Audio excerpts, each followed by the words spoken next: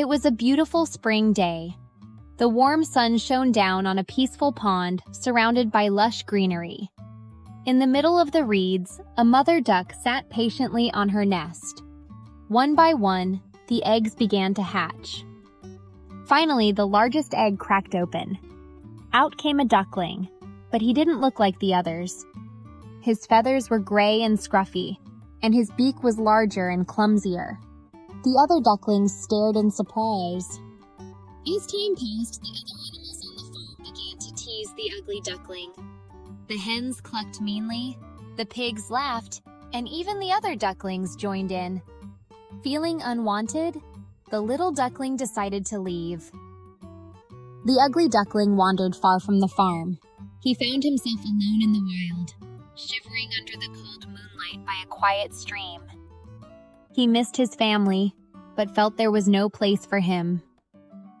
Winter arrived, and the little duckling struggled to survive. Snow covered the ground, and the pond froze over. He huddled in the shelter of some bushes, dreaming of warmer days. As spring returned, the duckling stumbled upon a group of elegant swans gliding across a pond. He admired their beauty from afar, feeling a strange connection, but too shy to approach. The swans noticed the duckling and invited him to join them. Nervously, he approached the water and saw his reflection for the first time. He was no longer an ugly duckling, but a magnificent swan. The once lonely duckling had found his place in the world. He spread his beautiful wings and joined his new family, soaring high into the sky with joy. He had always been special. He just needed to see it for himself.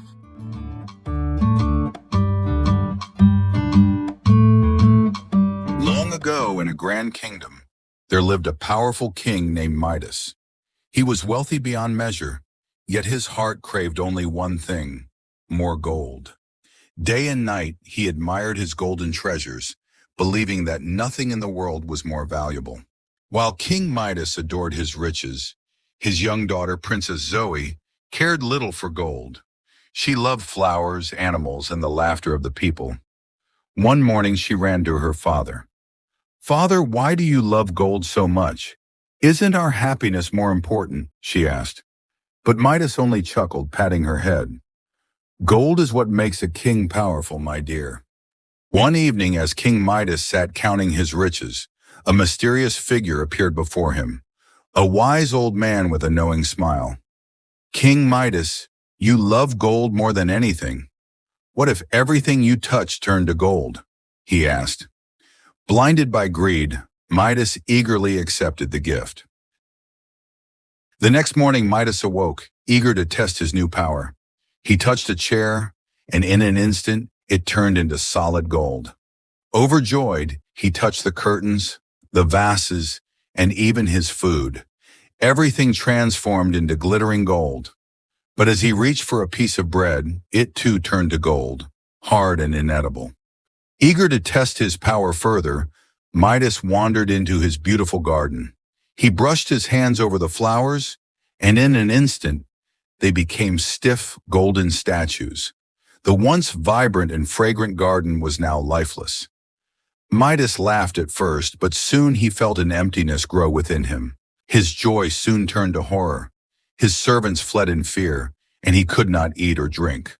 But the true tragedy struck when his beloved daughter ran to embrace him. As soon as he touched her, she turned into a lifeless golden statue. Midas fell to his knees, realizing the terrible cost of his greed. With tears in his eyes, Midas cried out, begging for the curse to be undone. The wise old man reappeared and spoke. "Greed has blinded you, but you have learned your lesson. Go to the river and wash away the golden touch." Without hesitation, Midas ran to the river. Midas plunged his hands into the cool river, and as he did, golden ripples spread across the water and disappeared. He hurried back to the palace and touched his daughter. Slowly she returned to life, blinking in confusion. Overcome with joy, Midas embraced her, vowing never to let greed rule his heart again. Returning to his palace, Midas ordered that all his golden treasures be shared with the people. No longer did he hoard wealth, he used it to help his kingdom flourish. Farmers received new seeds, schools were built, and the land thrived once more.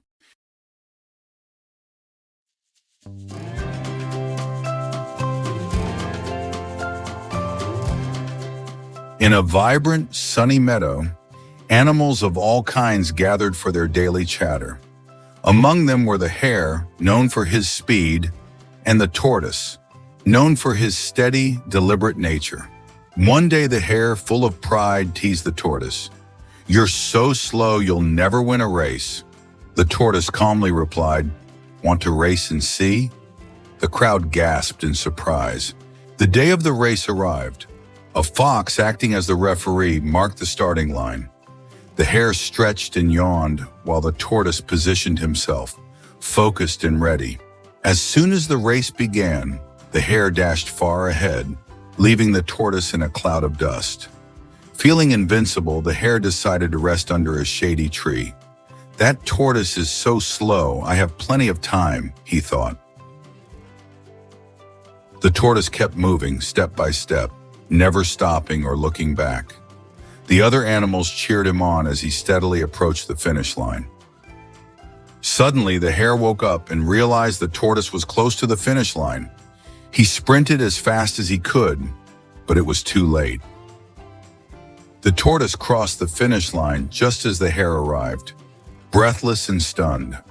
The crowd erupted in cheers. The tortoise smiled and said, "Slow and steady wins the race."